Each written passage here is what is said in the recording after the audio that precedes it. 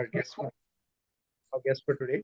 So, guys and girls, good afternoon for today, and we have a lovely weather here in Pakistan and in Australia as well, where Rafe is heading from. So, we have today Raffay Farooq. He's a digital media and communication expert, uh, strategic business consultant. He has over 25 plus years of cross industry experience.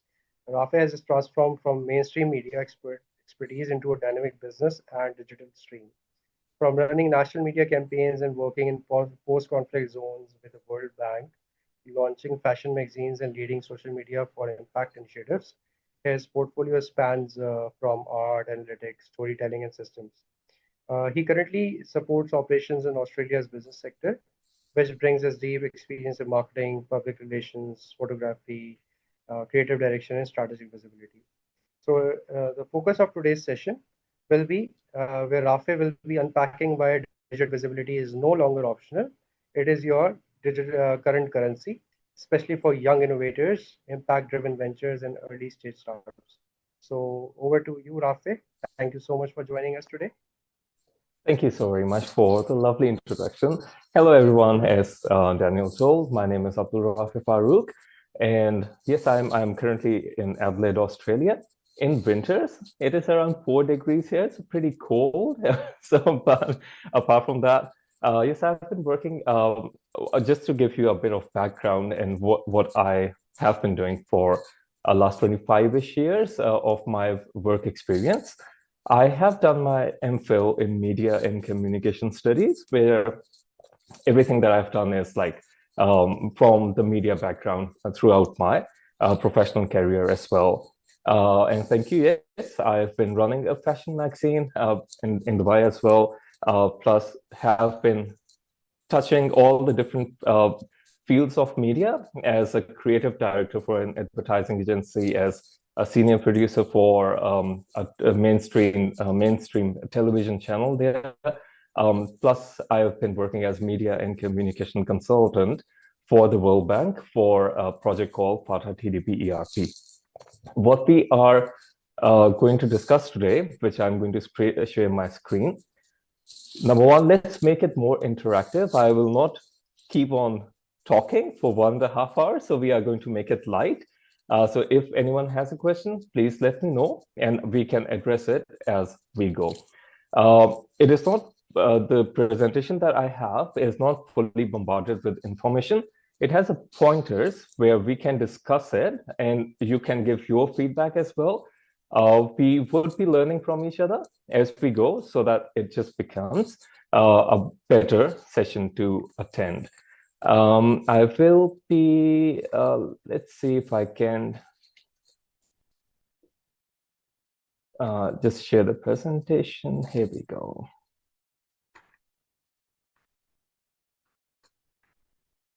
All right. If you can please let me know that you guys can see it.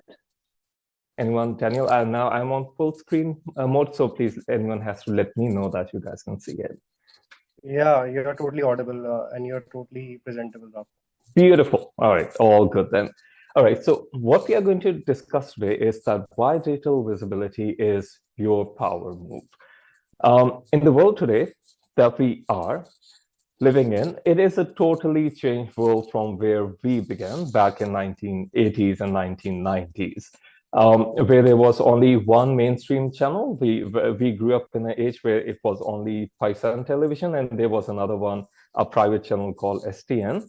So everything that we used to have, or the information that we used to get was from those two channels, and more importantly, the newspapers. But as we grew into like 2000s and stuff, we were bombarded with information. The information had no limit after that. So with that, over a period of time, we have changed everything as far as the information is concerned as well. So what we have here is that 76% of consumers look before visiting or buying anything. So the point is that if 76% of people who are using any, buying any product, like for example, if I'm going to buy a headset, then I'm going to search it up that which headset suits my requirements. and then I'm going to buy it. Same if I want to buy a car or if I want to buy a mobile phone. Everything that we are not used to or we want to buy a new thing, then we search it up. So imagine that 76% people get information from the website first and then they buy it. So if you are not presenting yourself on that mainstream media now, which is called digital platforms, then it means that you are missing out and you are only targeting 24% people who still you have to be around them so that they can know that you are in the market and they are then going to buy from you. Otherwise, you will not be even visible to them. There are 5.9 billion searches on Google every day. Like it itself talks volume about how much it is important for us to know that people want to gather information. It can be as small as what is the spelling of Google or searches or anything. And it can be as big as how to present anything. Anything, it encompasses everything. So the point is that if we have our information in there, then 0.0001% people, if hit our keywords, then it means that we would be visible to them. So why not to get ourselves up there and present ourselves in digital form or library so that people can search up and we can be 0.0001% of the 5.9 billion searches every day. Another important fact is that 50% users visit a store within a day of a local search. And it happens a lot here because I've moved here for like a couple of years back, 3 years back. So what we used to do to start with, we used to search for every single thing. And obviously, whenever we used to get it for food, for anything around, 50% users go to the shop, whatever they search, and they find interesting in that local area. So if, for example, let's take example of, I hope taking brand names is not a problem here, Daniel, right? No worries at all. Yeah. Okay, beautiful. So, for example, there is that cake brand which is very famous, Layers. Like for example, if anyone searches for where can we find the best birthday cakes, and the answer would be Layers. Like the top search would be Layers. Then it means that this increases Layers' chances 50% of having more traffic walking into that specific area. Same case was like before Layers, it was Kitchen Cuisine. That was very famous, but that was not a digital market. They did not get along to the digital platform. So when Layer came in, they advertised everything on Instagram and Facebook. So they overtook the market within the first 8 months as compared to Kitchen Cuisine, who was there for years and years, and they could not compete against them. That is a perfect example of what digital platforms can do for your brand. Then another interesting fact is that 18%, we have observed, like this is from HubSpot and Search Engine Journal, that if there is a platform which is online, it increases 18% of their total income generation as compared to last quarter.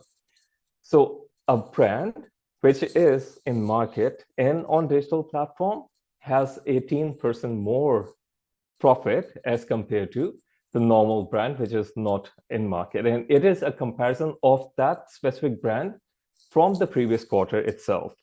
So it means, and more importantly, there are multiple platforms that you have to cater together so that your marketing campaign is overall a success.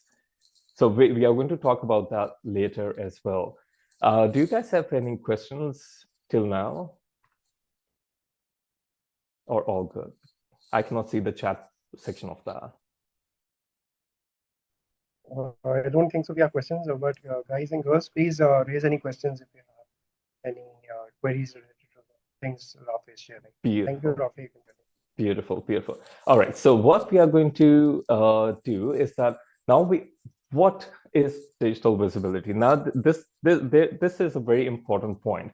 That how is this important? Like the thing that was not even a concept of a few years back, and now it is such a big thing that everyone is talking about that. Your online presence across social media. Social media includes your TikTok, your Instagram, Facebook, and everything else.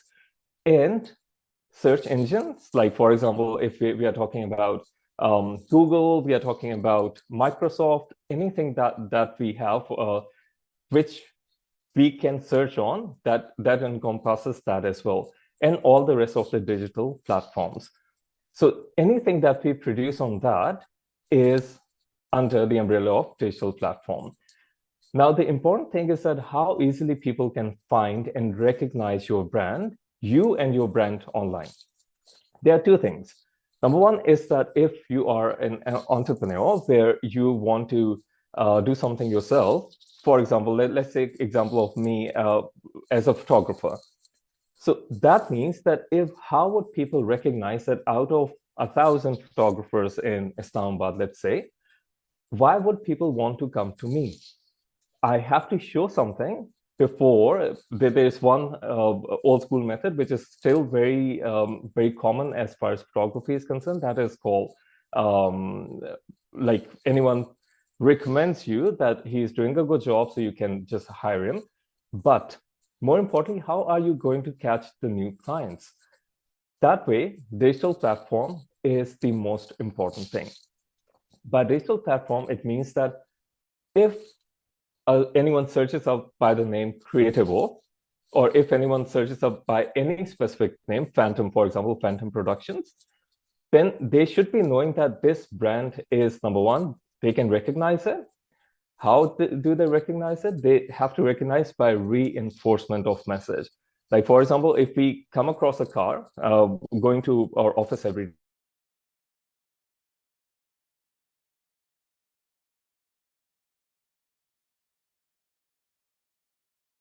day for 3 or 4 days, then on the fifth day we recognize that car. Oh, they share the same route, and they share the same time with us. So that is called reinforcement of message.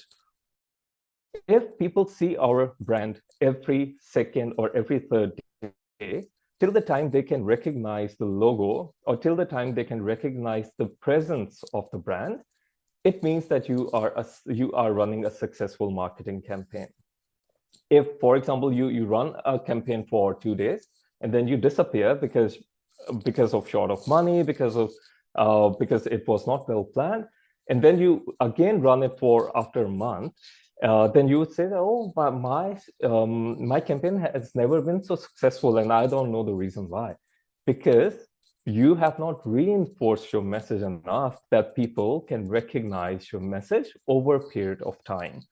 So having your how easily people can find it, where are you coming up as on your search engine? Like, for example, if you type in top photographers in Islamabad, then are you coming up in that top list, in that first 3 searches or not? If you're not coming in that top 3 searches, then people are going to, as they scroll down, they are more looking into cheap solutions rather than what we call quality solutions. So try to make yourself present. Presence should be in top 3 of your searches. As far as your campaigns, like, for example, social media campaigns are concerned, like Instagram and Facebook and stuff, you have to make sure that if people see you once, then over a period of time, you have to target the same audience over and over again so that they can recognize you over a period of time as well. It's just the same concept of watching the same car every single day and then recognizing that you are familiar with that specific person or with that specific car. The other point is that the foundation of modern influence and opportunity as well. The important thing is now this is the basis of all the modern influence. Like, for example, when we were growing up, we never had any influencers around. now the world does not move without an influencer. So things have changed over a period of time. Now, every modern influence is that if, for example, we have, let's say, 7 Adelaide News, we whenever we watch that, we know that this is coming from one point of view only. Whatever the government wants us to see, we're only watching that. When it comes to social media, we see, oh, this is a very non-biased thing. So it means that we take information more from social media now, and knowing that people are making live videos and stuff, we can feel that, oh, this is more related to us as compared to someone sitting in a cozy environment and just wearing a blazer and saying that, oh, this happened today and the government wants to do this. So that has less influence now as compared to the social media or the digital platforms. And then it makes the opportunity for us all as well. The best thing about digital platforms is that no one can actually control it.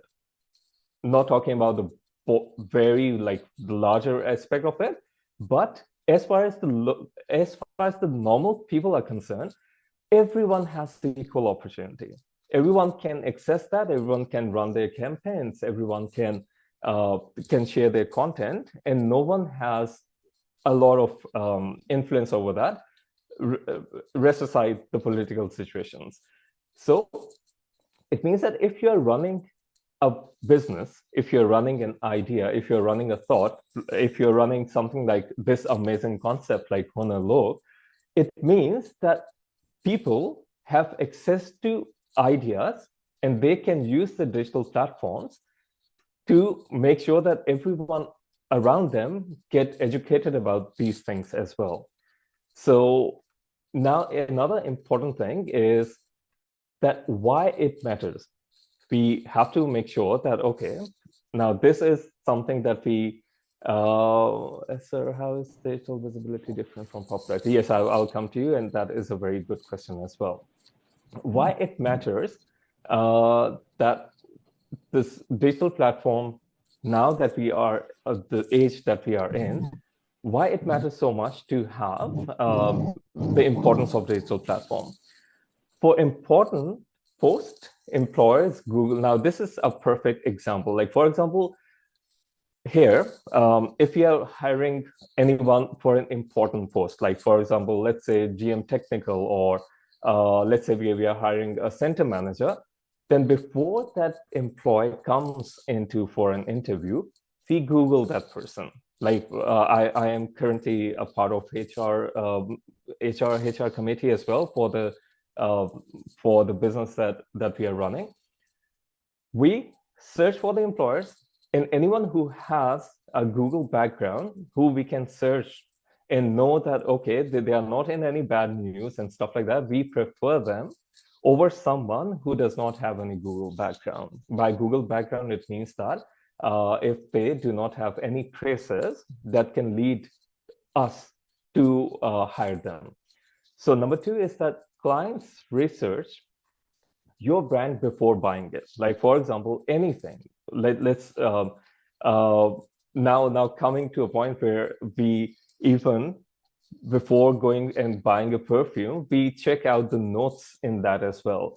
So which perfume suits me the most, so that I don't have to spend more time in the shop. I just have to search, okay, these are the 5 top ones, the notes that I like. I would be going in there and specifically just picking up or testing them and buying one of them. So every brand, anything that we buy is something that we search up for, and then we buy that. The other important thing is that your online profile builds trust and authority. The same thing is that when we're talking about anything that has social media presence, and social media presence in a good way, then it increases the trust and authentication of you. It tells the client or the customers that this person has been here for a very long time. That is why it has digital footprints. In other words, it is called digital footprints. And by digital footprints, it means that the customer can search up a person online or a brand online and feel that they are authentic enough that they are in market for a very long time. So your digital footprints is where it leads to having your brand in a position that it is more trustworthy and people can relate to it more as well.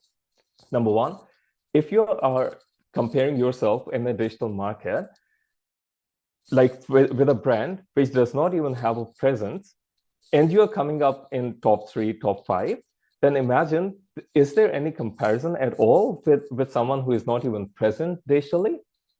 Of course not. Yes, they would be having presence in absolute local market. Number two, only with word of mouth. Otherwise, there is no third point where they can build up enough trust and authority that people can go to them blindly. No one is going to, like, again, coming to an example of being a photographer, then no one is going to hire a photographer without knowing that how authentic their work is, how creative their work is, and how friendly that person is when it comes to delivering the required thing. So now coming to the question that how digital visibility is different from popularity. Again, very good question. By digital visibility, it means that your brand is visible digitally. Your brand is accessible by the thousands of search engines around, and thousands of social, like the social media platforms has the opportunity that they can search your brand up as well. With popularity can be positive or negative as well. Not everything that is popular might be having digital platform, but everything digital footprints. But everything that would be having a strong digital footprint with good marketing campaign would automatically be a popular thing. So the thing of using digital platform is to make your product or your skills or anything that you are selling into a popular thing. With popularity, popularity is a very generic thing, where it can come from a local thing, it can come from a local incident, it can be a national heroic thing, anything. But if it is lacking the digital footprints, then it is going to not last for as long as it should, as compared to if anything is popular and have a strong digital footprint as well. Let me know if that clarified it. Otherwise, I can explain it again as well. Another example that I'm going to give here is, like, while working with the World Bank, as I told you that I was working with the World Bank as media and communications consultant, and we had a project which was in the warhead zone of FATA. We had 5 tribal agencies to start with, and it got to 7, but till the time I was working there, we were in the 5 tribal areas. What we did to start with when I joined that specific project, the uptake of women having CNICs was less than 5%. Another thing that, and now I'm talking about FATA, which is a very backward area, which did not have any digital background, which did not have anything that people can relate to. And from that point, over a period of 3 years, we started building our digital platform, digital footprints through Facebook. By the end of 3 years, we already had around 23,000 followers on our Facebook. And we used to give out information every single day about where's the center, what is the process, what are the FAQs, how to, and people used to live question us, and we used to live answer them as well. So by the end of 3 years, we got the 5% uptake to 53% uptake. over next 2 years, 5.5-ish years, we were up to 93%. So the project, which had an overall aim or target of 60%, we achieved 33% or 34% more than that with a very strong digital footprint. The concept, when we started it off, it is, and we always talk about it as change of culture altogether, that we started it off without anything. We started building it, and over a period of time, we saw the results as well. When no one was agreeing to start with, because it was an idea which was way too, no one could agree to it because no one could see the future of it. But even people there who just had the simple mobile phones and access to Facebook, they were the ones who actually spread our message, because we, instead of having only 12 people or maybe around 20 people who could actually go and talk to people about our project, we used those people to talk to people about the Facebook page that we have, so that we, sitting here in Islamabad, could control or could disseminate information that is authentic. Number two, which is continuous. Number three, the reinforcement. And number four, however we want to drive the campaign, we could actually do that.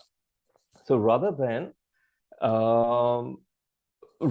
having people who are on ground, and we would not be really knowing that what is their performance, because at the end of the day, they would just submit a report that we have been to this place and we visited this place, and which did not really give us a lot of information about how fruitful was that visit. We changed the overall campaign, and everything was according to the thing that we designed later. So that Facebook campaign, we still have a page for that as well. I don't run that anymore, but that absolutely changed the game overall. So that is what the importance of digital footprint is in this market, especially. And now I'm giving the example of FATA, where after Zarbe-Us, there was no internet, there was no one around, and we started that so that people can actually go back to their homeland and they can live safely there as well.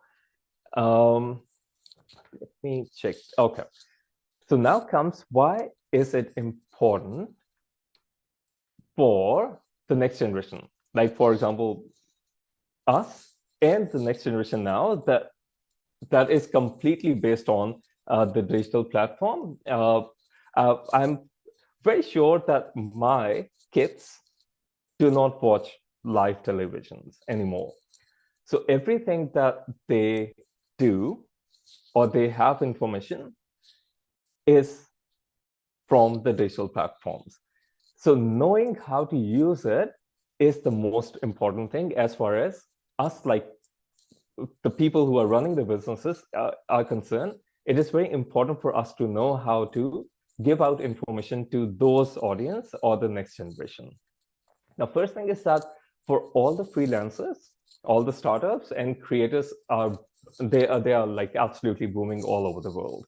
So we can see that the social media influencer, anyone who comes up with an idea can just simply create a channel, can create an Instagram account or TikTok account, and they can start producing videos on that. And it does not have to be really good as well. Like that's somehow that is a funny or tricky part of it, that most of the content is not really good. It's just that people are so stressed in their lives these days that whatever they do, if either they can relate to it, number two, it just breaks their monotony of thinking that can just grasp their attention, and they just are lost in that world for some time. which the algorithm then picks up, and then the algorithm machine just gives them the same kind of video over and over again so that they stay glued to that specific content creator app. The other thing is that digital skills is absolutely now the economic empowerment as well. Number one, if you know marketing, that is step number one. If you know marketing, but you are not using it as well for your digital footprints, then it means that your marketing skills is limited to your local environment only. If you are, number one, good in marketing, good in digital platforms, and you are not doing it regularly, then it means that still you would remain a marketing expert, but no one would remember you over a period of time. There can be a really good campaign that you would be running, and people would be like, oh my God, that campaign was really good. But after that, after some time, everyone is going to forget about it because no one would remember you over a period of time, considering that there are so many new brands doing so many new campaigns every single day that you will be left out in the crowd, and no one is going to remember you over a period of time. So good at marketing, good at digital footprints, good at reinforcement is the key to your success. If your digital skills are not that good thing is that we can make it over a period of time. Like, for example, you are working on something, you are working on your digital skills, then over a period of time, if you're not good at to start with, you're not running against time. You try it for 1 month, the second month, and third month, and over 3 or 4 months, you start learning the habits of the people or the audience that you are engaging. Like, for example, if you are doing a video that works out well for you, or a marketing campaign that is working out well for you, then over a period of time, you are going to reinforce the same message in the same way, present it in the same way, so that you become more authentic in what you're selling. It can be a creative idea, it can be a product, it can be anything, it can be a skill set as well. And it is in the end going to give you economic empowerment. Same goes for your LinkedIn profiles as well. Like, for example, if anyone is searching up for a job and stuff, what we go through is their LinkedIn profile, how it is maintained over a period of time to make sure that they are doing anything good or not. Are they making sure like that this is important for them? Or is it just another thing that they are just applying over a period of time and not even looking into something that this important? Another thing is that a visible profile helps you get hired, funded, or followed as well. Again, the same point that it is not that you are good or bad. It is about people knowing that you are good or bad. If people would not be able to see you, how can they judge that you are good or bad, right? So the first thing to make sure is that you make yourself, people should know that you are there. Your presence should be felt by other people. And I'm talking about digital, I'm very, very specific about digital footprints for this one. If you know that people can see you, then their feedback can help you improve. But if people cannot see you, then there is no point of you having that you are not even in the race. So how are you going to win? So the first thing is that improve your digital footprints. If you can improve that, then over a period of time, then you will come to a point where you would be in the race. But don't worry about winning it or not to start with. When people can see you, you are in the race, then you would learn the techniques of how to improve and how to win that as well. So take it as a career. Take the digital footprint as a career over a period of time.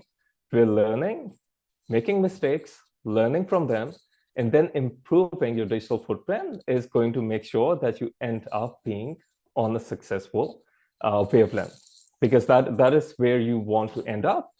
Either you are a businessman, you are a content creator, you are someone who is applying for different jobs, anything. Another thing is that whatever you are producing, now this comes from my media and creative, like when I was working as a creative director for an advertising agency. This is what I learned from there. That whenever you are producing anything, if you do not know about culture of people, what your target audience is, what your target market is, then you would end up not being successful, or there are high chances of you being not successful, because there's no point of you not targeting the right people. One thing that you can actually do is a search up before you do anything. Like, for example, if you're producing content, then know that what target audience you have. What age group are you targeting? What socioeconomic bracket are you targeting? Are you targeting more of males? Are you targeting more of females? Is this a unisex kind of thing? Anything that you are targeting, you need to know that what is important for you as far as your content is concerned. And this goes all out to, again, if you're running a business, a content creator, if you're applying for jobs, anything, know that you should be targeting a specific niche rather than all over the place. Just know that, okay, now today I'm going to fish, but I'm going to hunt a shark today. If you would be not knowing that, okay, I'm just going out and just going to grab anything that comes my way, then it is not a targeted approach.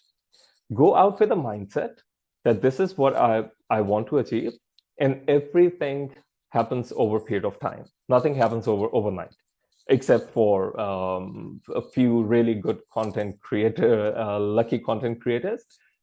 Everything happens over a period of time.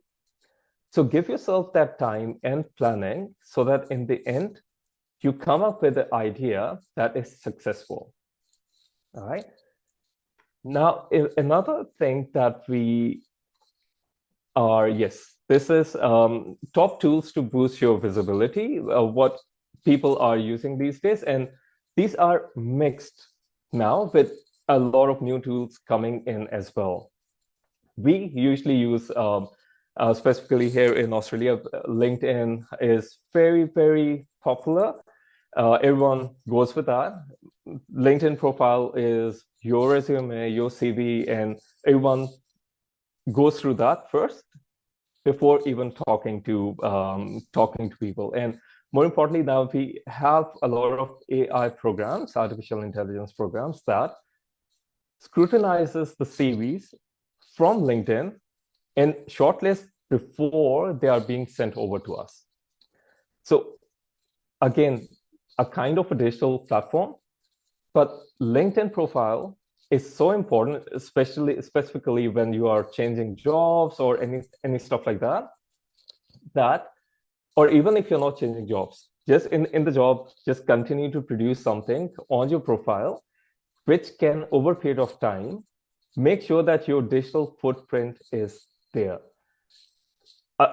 Probably in Pakistan as well, it is going to be a way in future, which we can see that it is not going to be far future. It is going to be a near future where all the AIs are going to take up the resumes through LinkedIn, or if we have Seek there, through LinkedIn or Seek, and they are going to automatically transfer the candidates to the employers who are looking for people, so that they don't have to pass through a very cumbersome phase of rolling it out and then waiting for CVs to come in and then having the interviews and stuff like that. So everything is going that way. Please, if you are not working on your LinkedIn profile till now, please start doing that, because that is very important. As far as social media platforms are concerned, now there are a lot. for sure. But yes, the two authentic social media content creation site still are top two are Instagram and TikTok. Um, I do somehow I do agree with the Instagram thing because we know that most of the Instagram content as compared to TikTok has been authentic, or maybe it is presented in a way to us, knowing about all about the China and the American politics around TikTok. But these two platforms are the ones which has currently more followers or more people glued to them as compared to any other platform. YouTube came up with an idea of YouTube Shorts, and Facebook came up with the idea of Facebook Reels and stuff as well, but that was not as near a hit as compared to Instagram or TikTok that we have currently. So if you want to have your visibility on your digital platforms, then please, TikTok and Instagram are a very good platforms to run your ads, to make sure that all the content that you create is specific to a specific niche and reinforce your message as well. If you cannot produce it every single day, make sure that you produce every second day or every third day. Have a frequency set, because everything that you do has an algorithm.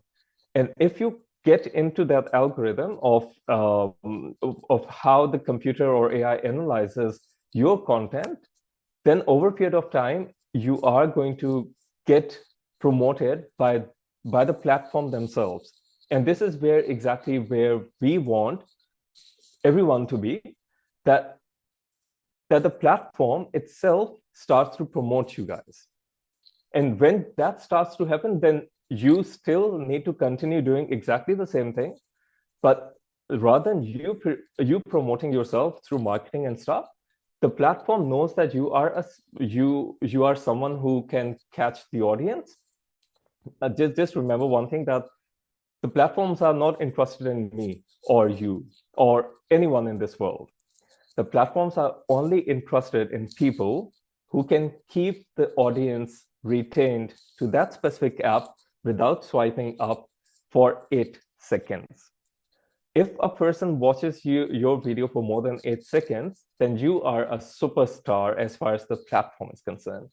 If your content cannot glue an audience for more than 8 seconds, then it means that the platform does not have any interest in you, and it absolutely ditches you. Like it does not even like you.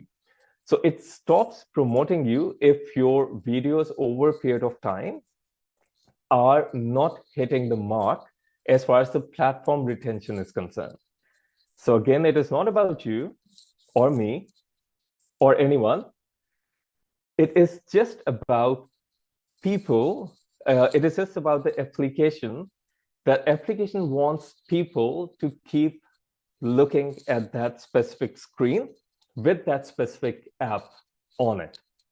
Otherwise, if for example, if I find any video on Instagram boring and I swipe out of it and I go to Facebook or TikTok or any other platform, it means that Instagram have lost a customer who was on its platform looking for it and was waiting to play another ad after maybe 10 seconds or maybe 15 seconds. So Instagram would have lost a customer just because of a boring video. So why would Instagram want that creator to have more videos of the same? So it is not going to promote that content creator as much as someone else who keeps the audience glued, or who keeps the audience replay all the same video over and over again. So that is how we got to the point of having 15 second shorts or 15 seconds videos, because the content is so super sharp that we need a couple of times to go through it so that we can understand that as well. So that is a super hit for the content applications. I know that there are questions. I will be getting back to the questions in a bit, all right? The other thing is that the YouTube YouTube is now, it was really good for, it was, have you not mentioned Facebook? I did mention Facebook, but Facebook, as compared to Instagram or TikTok, has had a sharp drop. There is a very interesting documentary called TikTok Boom on Stan, if you guys can watch it. It tells how TikTok eventually got better, bigger and better than all the rest of the apps. TikTok started off with Chinese company, a local Chinese company, and then it bought Musical.ly and stuff. So, but all the graph of Facebook dropped down unexpectedly after TikTok came in. So yes, two most famous ones are Instagram and TikTok. Facebook, the hype of Facebook has dropped. Same way, if anyone of you have ever used Orkut, then we used to have something like Orkut back in 2000, 2005-ish, I guess. So it is going exactly the same way. It is trying to keep up somehow, but still it is little on the lower side. So Instagram and TikTok for now, if you are a digital and content creator. The other thing is that YouTube is now more for educators and entertainers. By that, educators is, for example, if I am if I'm, for example, just giving you my own example, my baby girl is 12 years old. So if I sometimes am too busy that I cannot sit with her and make her study, then I go through all the YouTube channels. I have subscribed to a couple of channels, which are good maths channel and stuff. So I just let her watch those channels so that she can learn from it.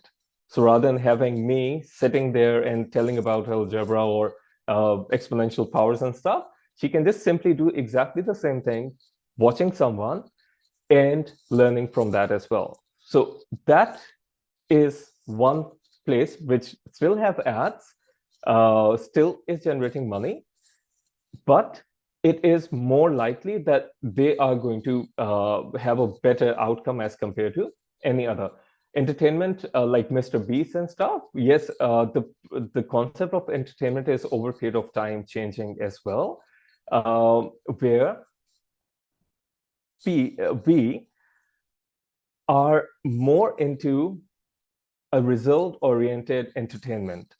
Like, for example, if we see that, oh, someone is giving money to someone, then it means that that action is generating a, a feedback. Like at the end of the video, they are going to praise him for how helpful he is or how helpful she is. Then that is going to be a more super hit thing as compared to if someone is just sitting there and talking to someone about a very interesting thing that happened in their life. So that way, result-oriented entertainment videos, where it has to have an end, and it should keep the audience glued to the screen till the time they watch 2 or 3 ads, so that YouTube can earn from that as well. Yes, YouTube is going to earn, and they are going to pay you 30%, 40%, or whatever the amount is, but they still want it to be a content good enough that people can keep watching that specific app.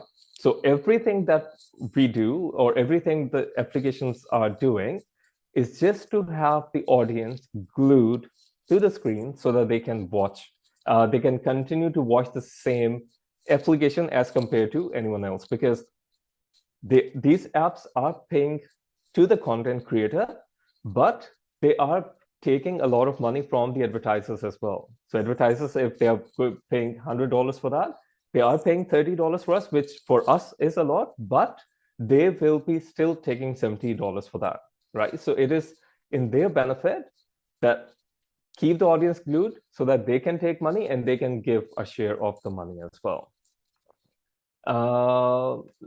Now, how to build digital visibility? And yes, I will be coming back to the questions shortly. Keeping the time in mind. Wow, it's almost 1 hour.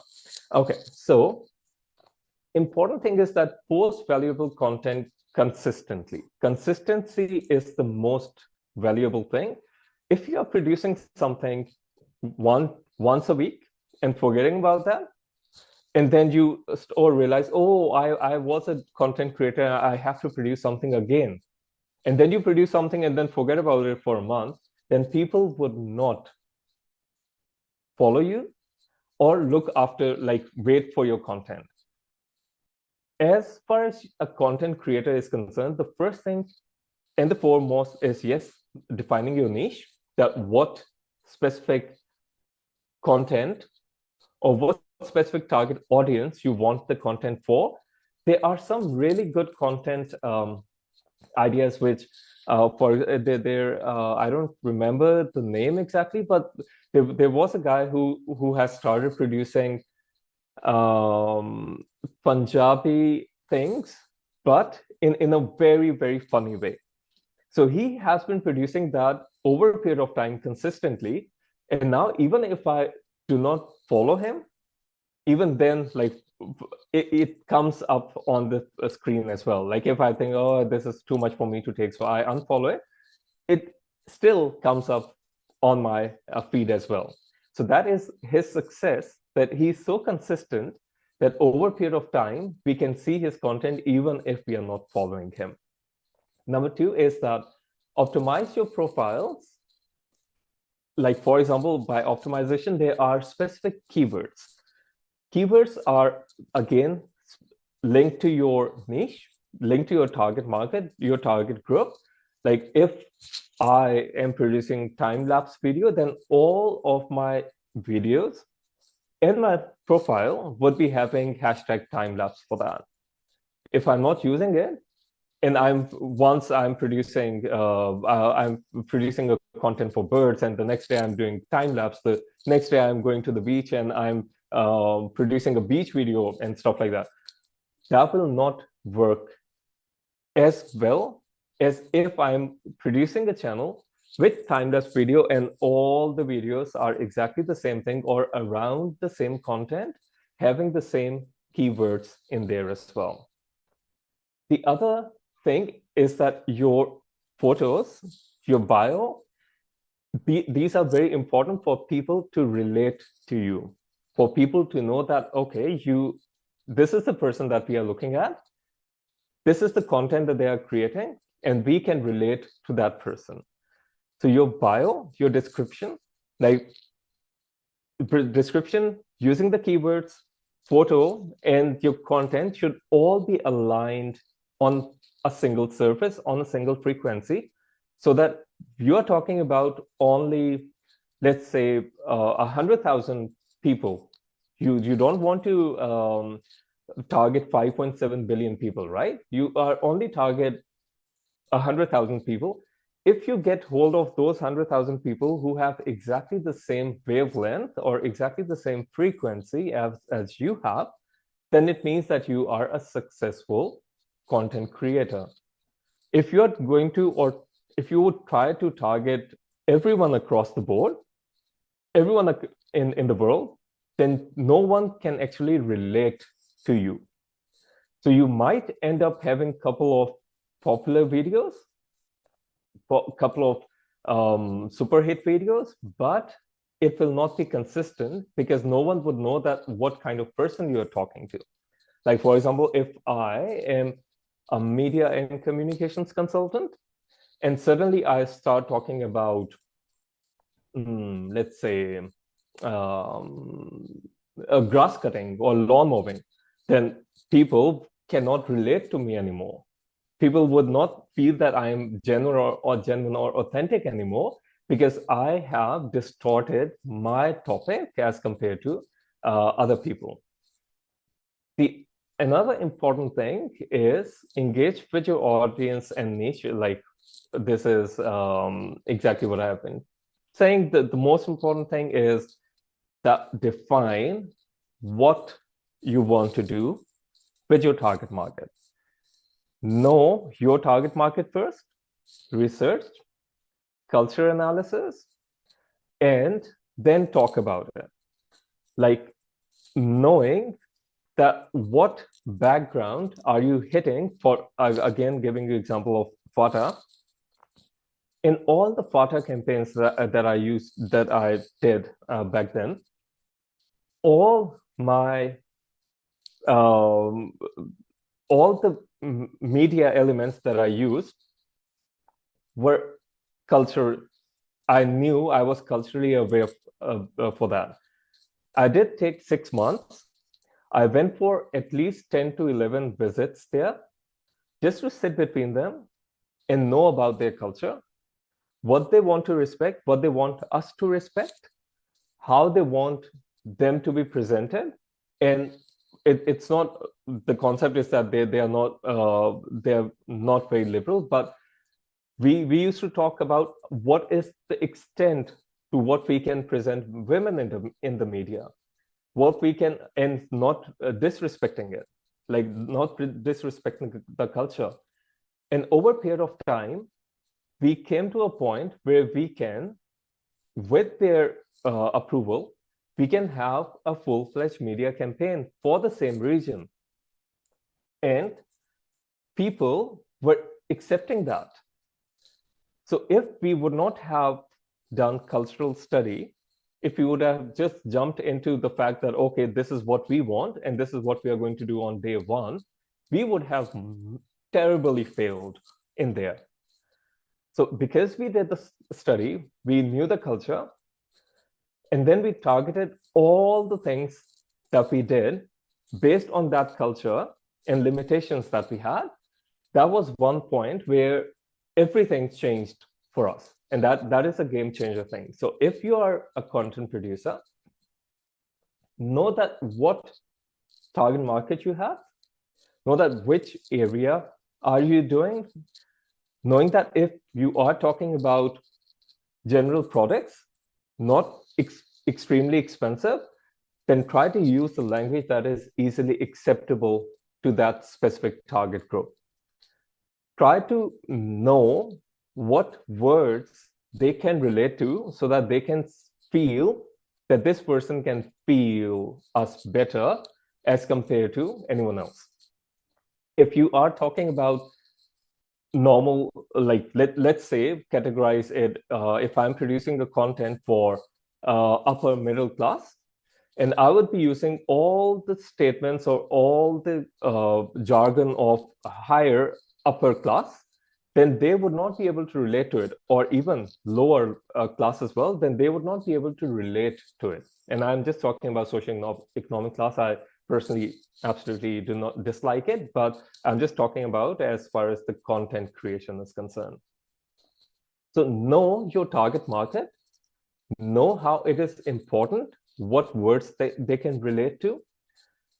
If you hit the frequency that they are thinking on, it means that your content is going to be a super hit.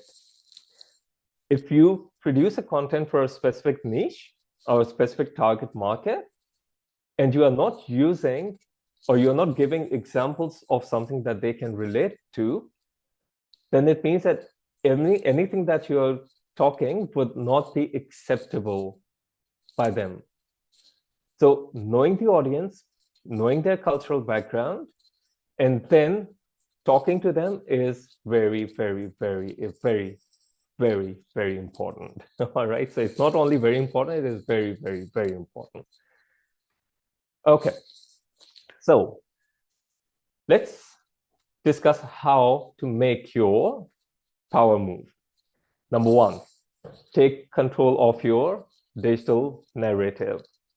By digital narrative, it means that you should know what are you going to produce, when are you going to produce it, with what results do you expect it, and what are the positives that you want to get out of it as well. Number 5 is that analyze your results, if that is working for you or not. Like, for example, if you're producing something, you decided that, okay, I am going to produce, let's say, again, giving the example of timelines. I'm going to produce with all the monsoon season right now, if I'm going to produce a timeline video every second day, is that going to be beneficial for me or not? You do it over a period of time. After a month, you have already produced 15 videos in a specific niche. People know you or people don't know you. You would exactly be able to judge that is it working for you or not. 15 videos are more than enough to know that, okay, this is getting slightly successful or not successful. People are not liking it. Let's shut this down and move on to something that can interest people more. Let's talk about photography. Let's talk about birds photography or any nature photography, anything that can help people think in your direction.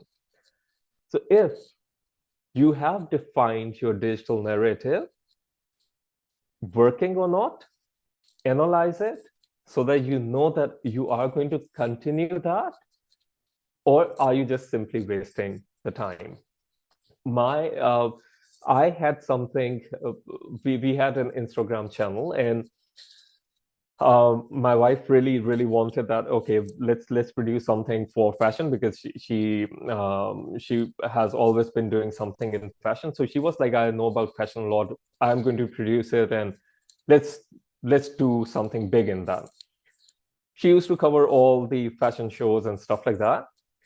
But over 1 year, 1.5-ish year, 1 year and 2 months, I guess, she generated around 20,000 followers.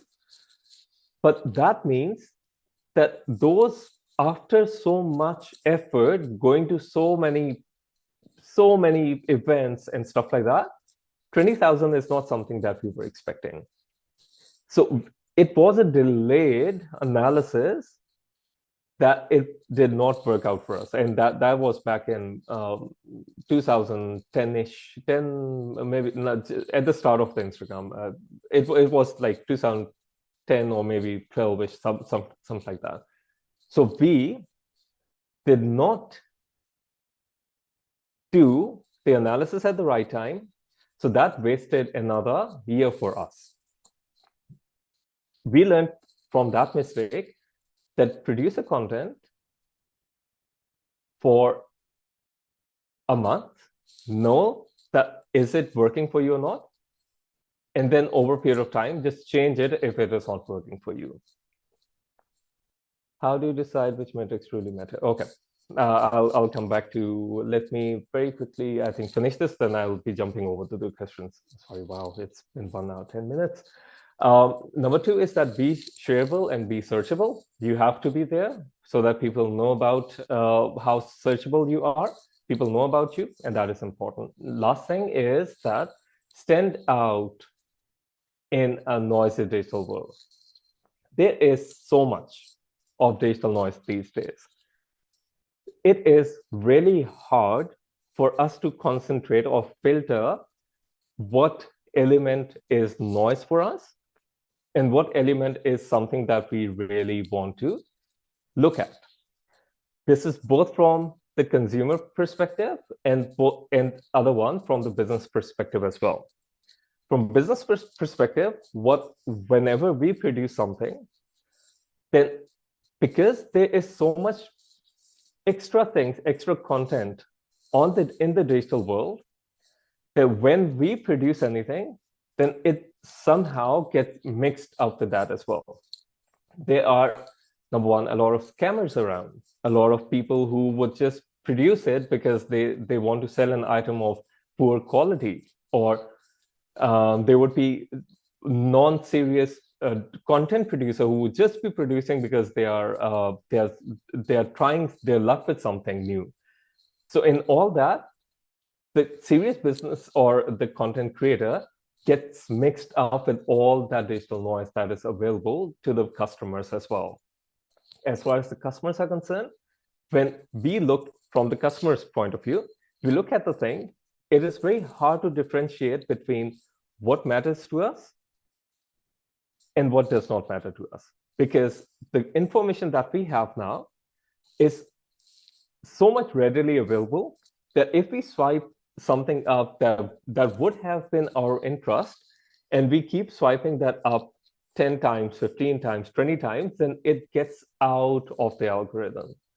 So although it was our primary thing, but we did not want to look at something because we were not in that state of mind. Till the time we restart looking at that specific thing, it is going to be considered as this noise for us, and we would not be given the same content to look at. So digital noise is how you can avoid to be part of that thing and stand out of that. That can only be done if your content is authentic and people can relate to it over a period of time. Back in 2018 onwards, there was a trend of a lot of young moms producing content to how to raise their kids and stuff. It was an absolute super hit because that stood out of everything else that was produced at that time, and that was mostly entertainment at that time. So it stood out because people start realizing that, oh, this is a serious platform, and we can actually look at them and can relate to them as well. The other thing that really worked out was people talking about how to settle abroad, like how to settle abroad. I think it is still a very sorry, just say this subnet. It is still a very important thing that people search it up, and there are a lot of content creators who are producing it just to stand out of the crowd because they are producing it for a very specific niche.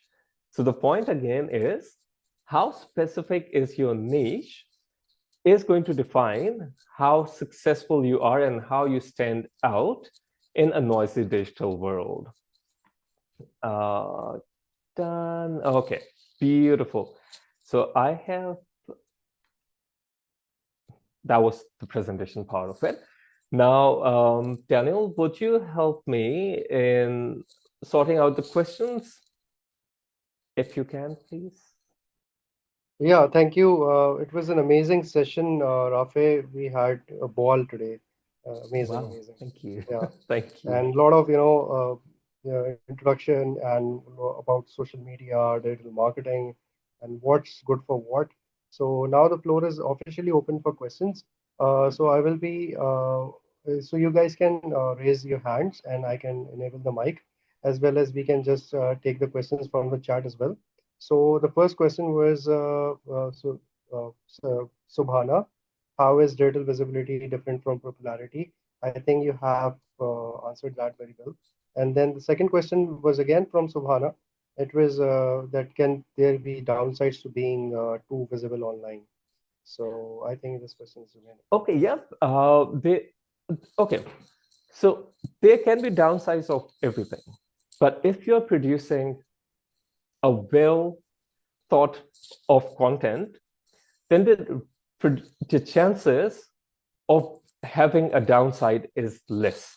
Like, for example, if we are producing something over a period of time and we are very much assured that this is going to work out, again, giving an example of Fata, if I would have experimented with something that the culture did not allow, or people would not have accepted that, then there would have been a downside of that. If I was well prepared, if I knew what I am doing, if I'm targeting a specific market without changing my niche and analyzing my data as well, then the chances are way less of having a downside. Same goes with Mr. Beast. What he has done over a period of time, there's a YouTuber, very, very famous YouTuber, Mr. Beast. What he has done is that over a period of time, he knew exactly what target market he's aiming for. And there has not been a single thing, like he has subdivided into different multiple things that now he's doing. But everything he is doing is ending up being successful because he knows what he is doing. So even with 1 or 2 billion subscribers, producing content every week over a period of 10, 12 years, there has not been a single downside of that. And so number one, how we can avoid it is if we can avoid any kind of political statements, if we can avoid any kind of groups or any specific group, hurt the sentiments of anyone across. And coming back to the same thing, that it is all covered in our religion as well. Like in Islam, it is a very basic thing that if you just talk about what you are doing, you don't need to think about anything else. You are doing the right thing, your content is good, your analysis is good, over a period of time, you are doing the same thing without mistakes, then the downside would not be there. Amazing. I hope it answers the question very well. The next question is from Sidra. She asked, what is the difference between digital noise and digital presence, and how we can stay on the right side of that? Yep. Again, digital noise, as we discussed on the last slide as well, because now there is so much content available, and everyone, like for example, if we are any number in this group, we all would be having an Instagram channel, we all would be creating some kind of post, not professional. Maybe 30% would be producing professional, 70% would be just producing anything, or vice versa. We all would be having Facebook accounts, YouTube channels, or at least looking at YouTube channels. In the same way, everyone across, whoever is here in Australia, we have a 16 years limit. So anyone over 16 years would be having a channel or would be looking at the content. So because now there are so many channels and so many things, the algorithm is still developing into its differentiate between what is noise and what is an actual content for us. For us, what is important is that if the content that we are looking at, does it relate to us? Does it support what our thinking is? Number three, is it a progressive content? Something that is adding value to our life, or something that we are just looking at because we just want to keep our eyes closed from any other responsibility that is drawn upon us, and we don't want to do that. So anything that you feel that is adding value to your life is digital content, and that is valuable content. Anything that you look at and it is, by the end of it, it just adds dopamine in your brain, and or cortisols probably in your body, then it is not the right thing to do. So know that, is it a progressive content, or you're just doing it, algorithm has just produced something for you just so that it can keep you glued to that app because they want to make money out of that. What we want to do is to scrutinize the noise and what is adding value to our life. Totally makes sense. Now we'll be going on to the next question. The next question is basically from Hadia. So she's asking that if any startup has just initially started, so how it will build trust among the audience and make them purchase their product or service. And also, even if that startup does not have any support and approach or connections, so how will it make its success? Beautiful. A very, very, very good question. And I'll absolutely love that question. Important thing is to know that everyone starts from a scratch. Like I'm not talking about absolute golden spoons, but everyone starts from a scratch, knowing nothing how they are going to survive, because it is a big ocean.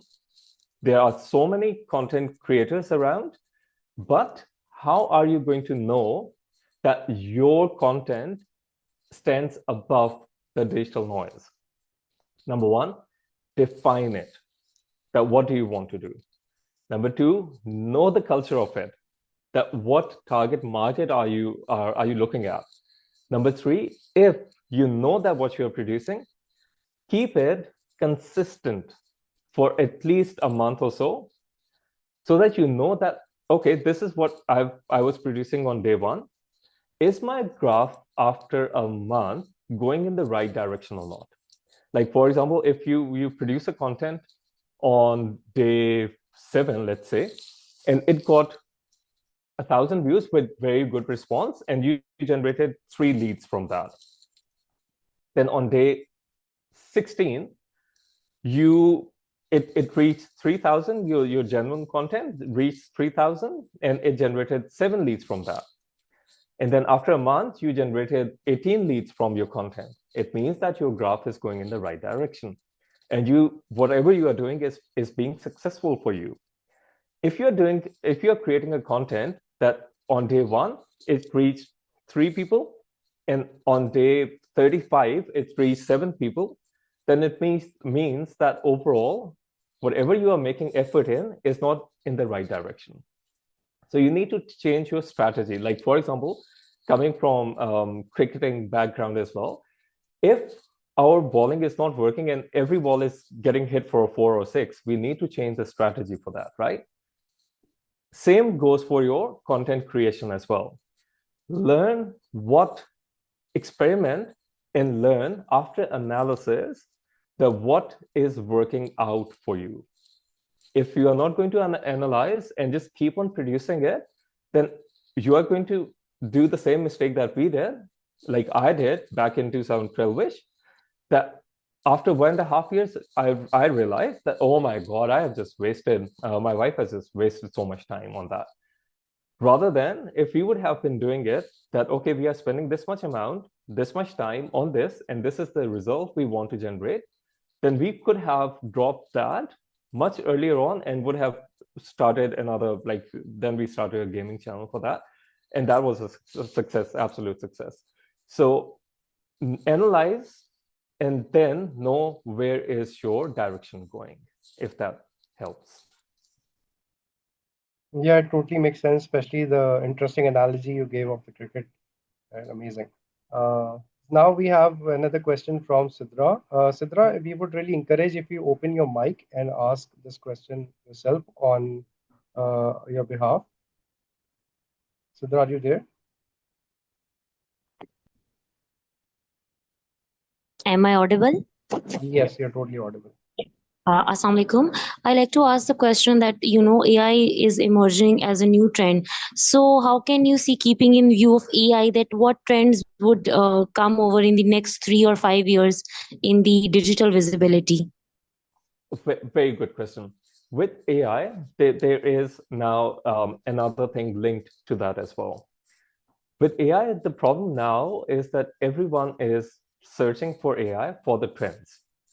So what that is doing is that, for example, if there are 1 million people searching that, tell me the top three trends to produce videos on, and everyone because the AI, if we are not I'll tell you about the AI, how we use it. But if there are more general population who just defines AI with a very specific or very simple term, then it does not really help them, because there are so many people searching for exactly the same thing, producing the same content, and in the end, that is not being effective.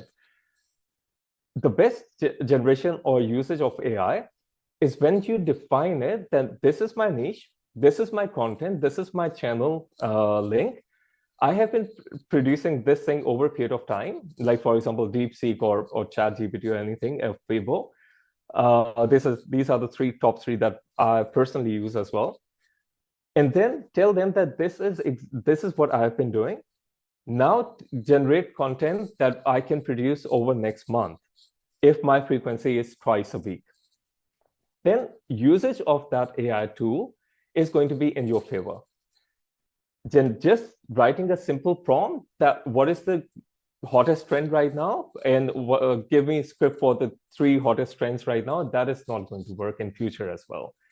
So having exactly the same thing, the same niche, same culture in mind, and telling AI exactly what you expect out of it as well, that is going to help you produce good content and successful content as well. Amazing. Thank you so much, Rafe. Now we have a question from Sheikh Mohammed Ali. Sheikh Mohammed Ali, you are requested to kindly unmute yourself and ask the question.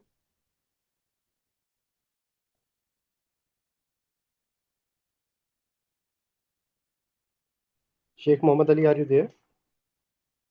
I think he's not here. We'll move on with Uzair. Uzair Ali, you can unmute yourself and ask the question.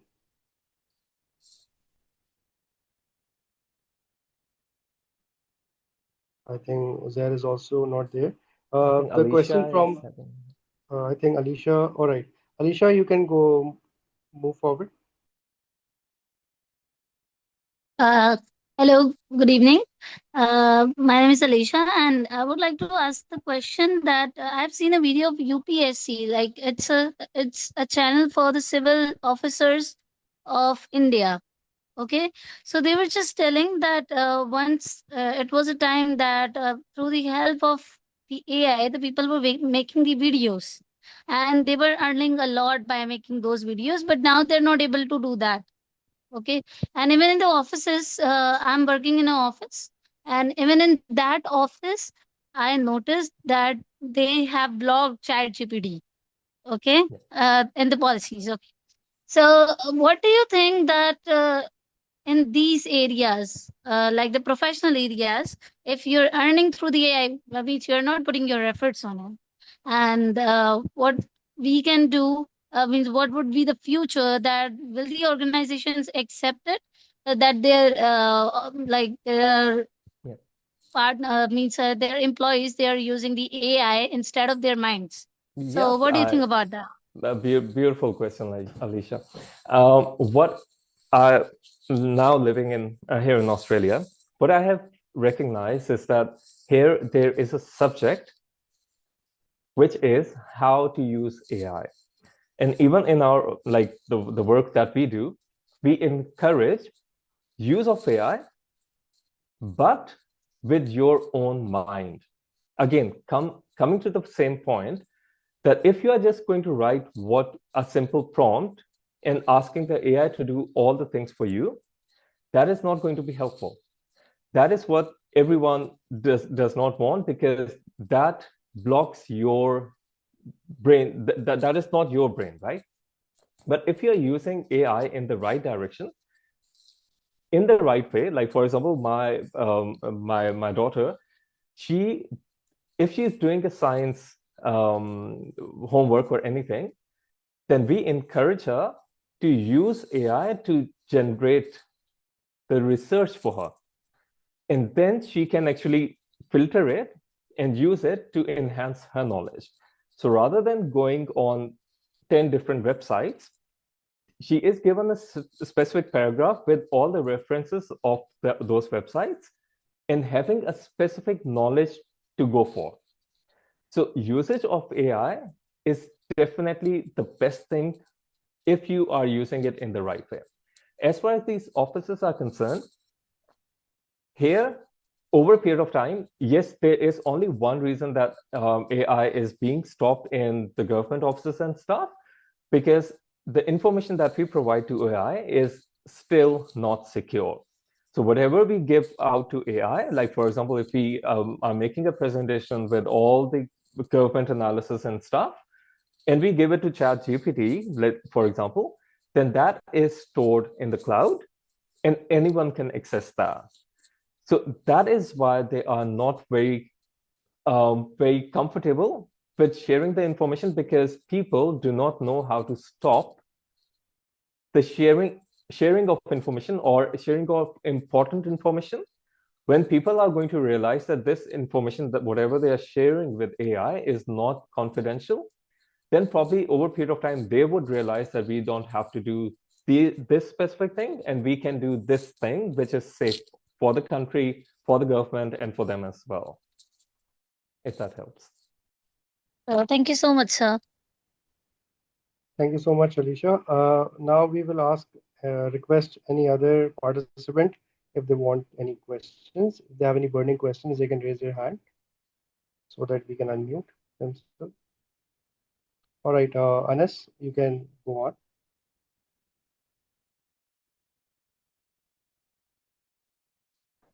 Yes, thank you very much.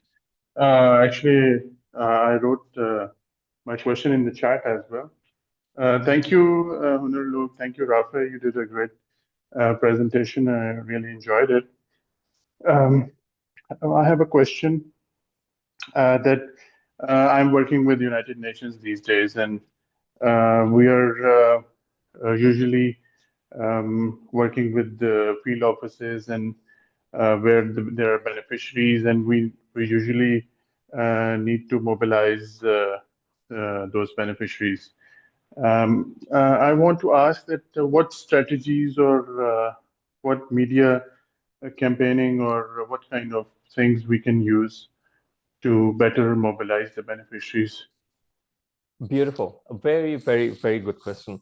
Anas, first thing that we can do is that if you, like, obviously you would be doing your project in a very specific area, or like for, let's take example of Southern Punjab or Northern Punjab, any specific area.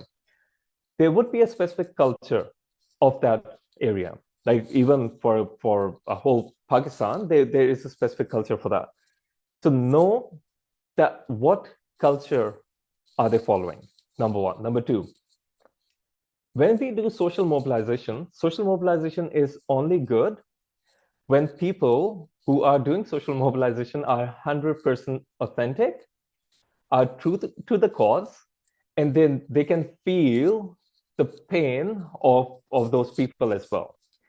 If social mobilizers are just doing it for the sake of earning money, social mobilization is never effective. That is the reason that when we did this FATA TDP project, we took everything away from the social mobilization center, like that was the initial concept of it, and we brought everything to us, like Islamabad. So having the power of Facebook at that specific time made the social mobilizers less effective as compared to us, which were more powerful and had more control over the content we used to create. So I would suggest the same, that knowing the powers, because I was with the World Bank, you are with UN, so having these bigger organizations know exactly that social mobilizer, the end user, the end representative might not really be at the spot at the time and doing exactly the same thing that we think sitting in the office. So it is always better to ask them to promote the social media platform that we control, and then we can actually generate more power, or we can generate effective mobilization through that social media campaign. Yes, you raised your hand again, Anas.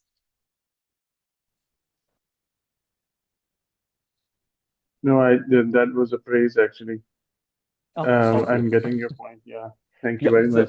So just keep it centric, because we know that sitting, like usually people think that we sitting in the office does not know how the things work at ground and stuff. No, that is total opposite. We can feel the pain after visiting the place and stuff, and we know the bigger benefit out of that. The social mobilizer, because they are also kind of affected by the same thing, by the same process and same thing, so they might feel that anyone that is giving them directions does not understand or feel what they are actually going through, or their people are going through. So they team up with their people by that they think that they are the same people, and then they are being ordered by someone sitting in ACs and in meeting rooms and do not have any concern with them. So please just take everything, digital footprint, and I'm 100% sure it is going to be a success. Thank you. Thank you very much. We have taken a lot of your time, and this answers my question. Thank you. Thank you. Thank you so much, Anas, for raising such an insightful question. Now we'll be moving on with Shahir. Shahir, if you're there, kindly unmute yourself and ask the question.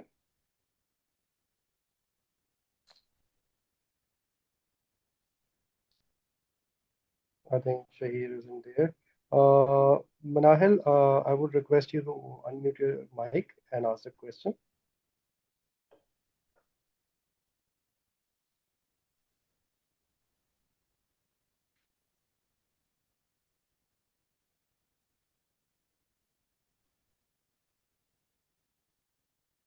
Manahil, we cannot hear you.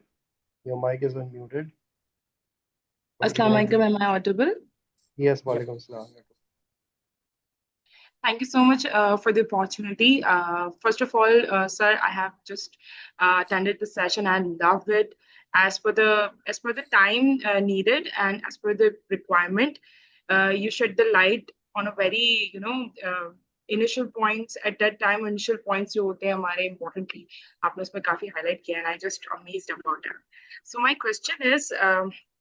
As an initial stage startup, is there any specific time to live the social media platforms such as Insta, FB, TikTok, and more, as you highlighted the power, but having an organic audience, specifically organic audience, we have at the small stage. So is there any kind of number limitation of audience that the pages should have, and then we are going to live it for the customer attraction? Is there a specific time or specific numbers on that particular platform? Okay, so a very, very good question as well. The point is knowing and analyzing where are you going and where are you heading to. That is the most important thing as far as your social media success is concerned. Once you know that you are going in the right direction, if you are actively promoting your product, and if you would not mind, can you tell me what kind of product or services are you selling? Here's Pakistani cultural inspired ethical outfits. Okay, cultural beautiful. ethical outfits. And is it specific for Pakistan, or are you trying to export them or anything? Sir, trying my level best to grab the opportunity in global market, but Yep. starting from local market, definitely. It's an initial Beautiful. stage, so starting from local market. Beautiful. Then if I would have been at your place, I would have started to target a very specific niche. Like, for example, divide your target audience into socioeconomic class. Know what is your price range. Like, for example, if it is a 15,000 rupees dress, or is it a 45,000 rupees dress? Is it 150,000 rupees dress? Then know which target market are you hitting. Number one. Number two, know that if that target market that you're hitting, what kind of language they use, what kind of attire they wear in their normal, like, for example, if there is one person with the main, whatever your dress is there anyone in the background which they can still relate to that? Number three, if your marketing campaign over a period of time, like over 1 month, or if you have already invested in the business, then give it 3 months time. That is it working for you or not? Is it generating any leads or not? After 1.5 months, what if I would have been you? After creating the content for 1.5 months, if it is not really working out well, start promoting it through social media advertisements. On Instagram, very consistent Instagram ads, or I'm not a very big fan of Facebook ads anymore, but very consistent Instagram ads. That will give you an opportunity to know that are people really interested in this item before the next season?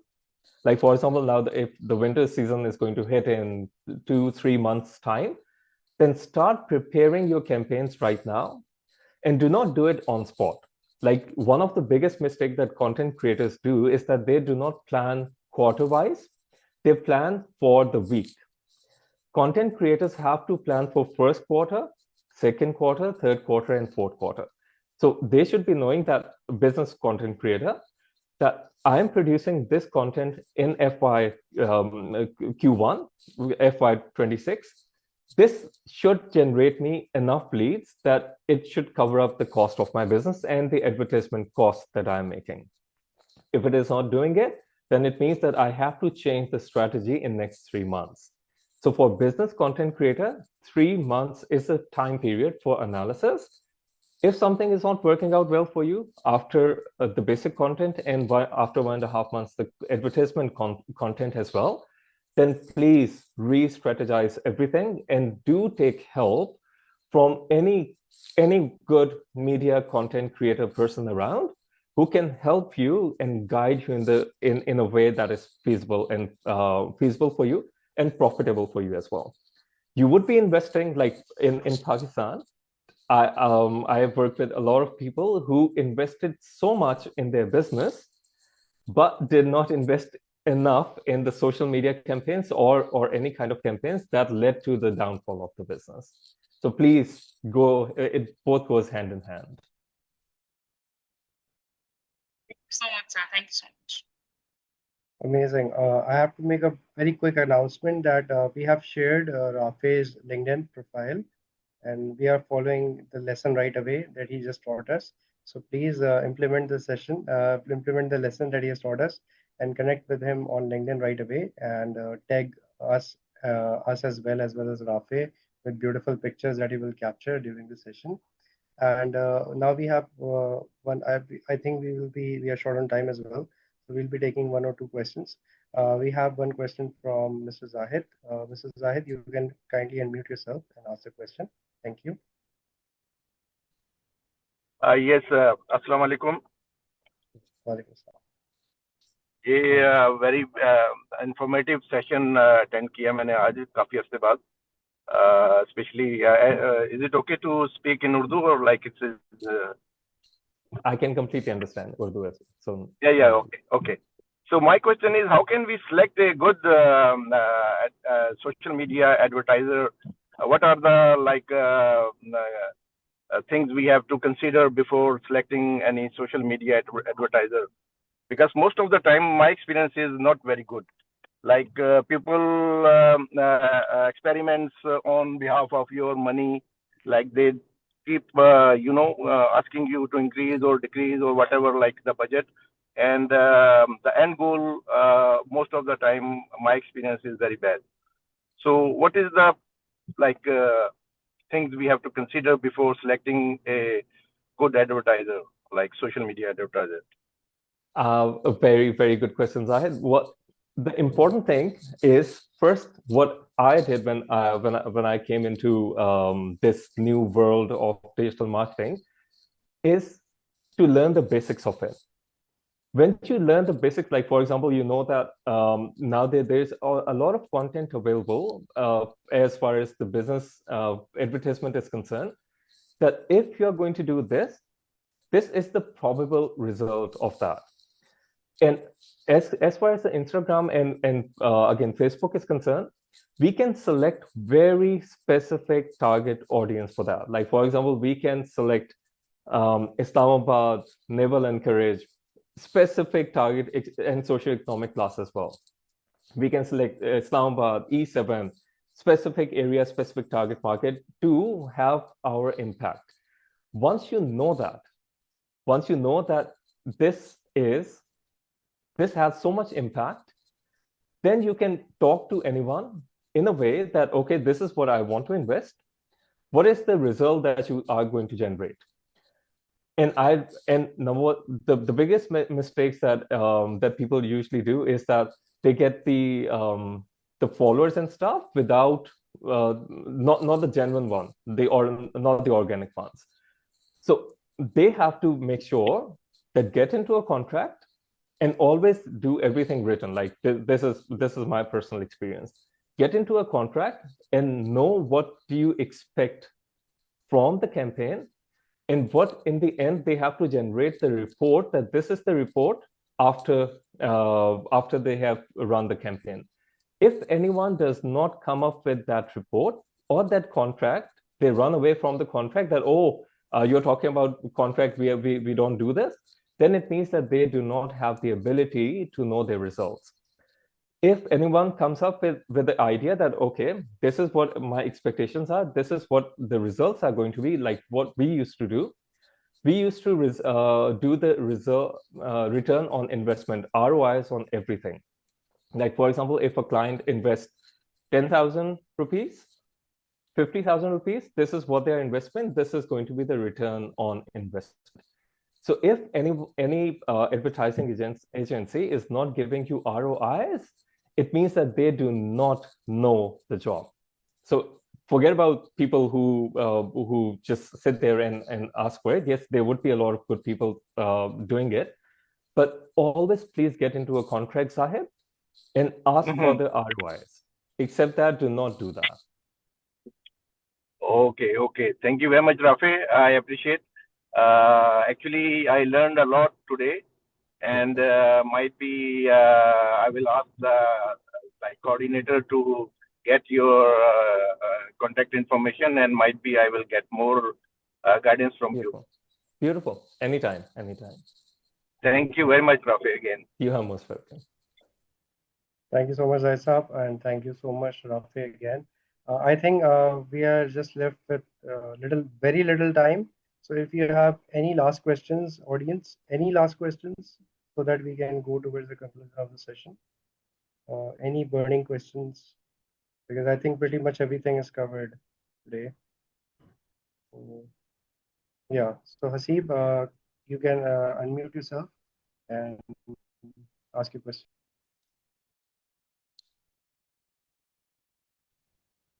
अस्सलाम वालेकुम sir. वालेकुम सलाम। Sir मेरा नाम मोहम्मद हसीबुल्लाह है और मैं BBA digital marketing का स्टूडेंट हूँ और मैं एड्स जो है वो रन कर रहा हूँ यूके, यूएसए, कनाडा में।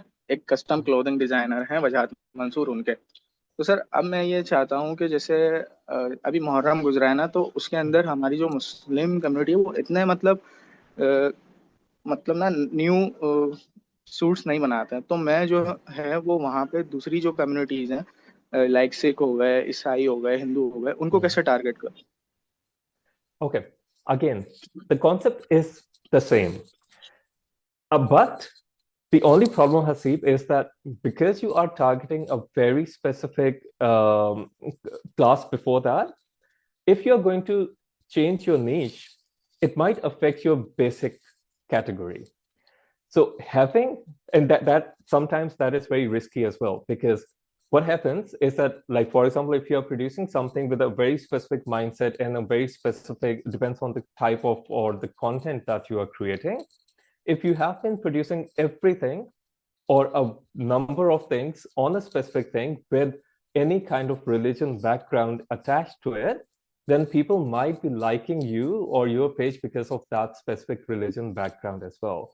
If you would disturb that equilibrium, then people might, the target audience that you already have, they just might feel a little insecure, or they just might feel you to be a little more commercial as compared to the normal things. If I would have been at your place, I would have had the same brand, but would have restarted the campaign with them, everyone else in mind, on a new page, and would have targeted next Muharram. Not this one, not next 3 months, for next 3 quarters, just develop the page and run it over a period of time. And then after Q4, then you would be able to generate profit in something that you're not generating right now. So mixing two different niches up might not be really successful. And that's exactly what we have been talking about lately. Amazing. Thank you so much, Rafe. It was an amazing session. We loved it overall, like the audience just said. And we would really request that you guys and girls please connect with Rafe, and he will surely help you out in a speed time regarding your earnings. Thank you so much, everyone. Thank you so much, Rafe. It was a pleasure having you tonight. And really sorry in advance because it might be very late for you there. Yeah. So Oh, thanks, good. thanks again. Yeah, And thank you you so guys much. were absolutely amazing. And thank you so very much for all the lovely questions as well. It's just a two-way thing. I learned a lot from you guys as well. So Yeah, thank you for the opportunity. All right. thank you so Thank much, you Raffay. guys. Take care. Take care. Bye. Bye. Thank you. Bye.